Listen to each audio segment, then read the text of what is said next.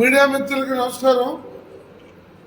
భారత communist party జాతీయ ప్రధాన కార్యదర్శిగా 26 సంవత్సరాలు పనిచేసి యావత్ భారతదేశంలో కమ్యూనిస్ట్ పార్టీని కార్మిక కర్షక నిరుపేదల పోరాటాలను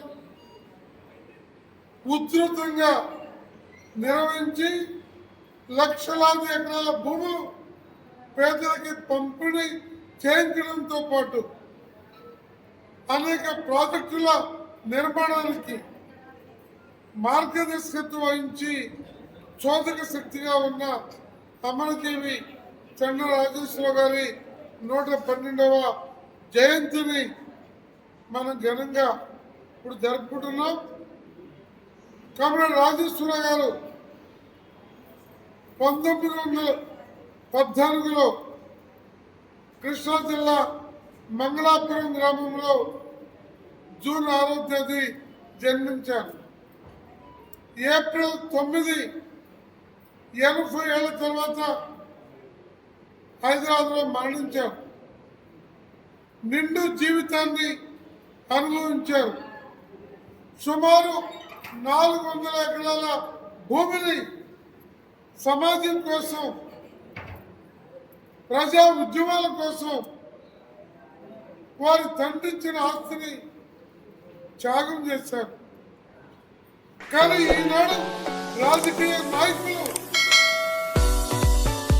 నిలువ దోపిడీని చేస్తున్నారు. రాజకీయాలంటే ఒక వ్యాపార సామ్రాజ్యానికి పెట్టుబడి అనే పద్ధతుల్లో నేటి ఎమ్మెల్యేలు, ఎంపీలు అనేక మంది ఉన్నారు. అందరూ కాదు, ఎక్కువ మంది.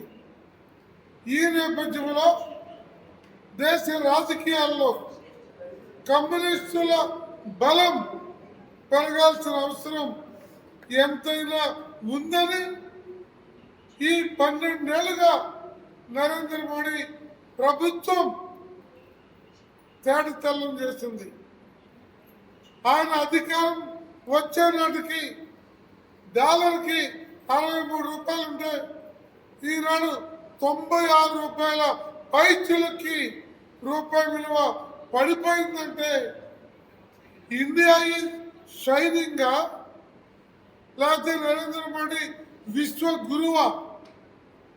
అలాగే ఆనాడు 53 లక్షల కోట్ల అప్పుంటే ఈనాడు 2,67 కోట్లకి అప్పు పెరిగితే మన సంపద పెరిగినట్ట, భారతదేశం అప్పుల్లో కూరుకుపోయినట్ట.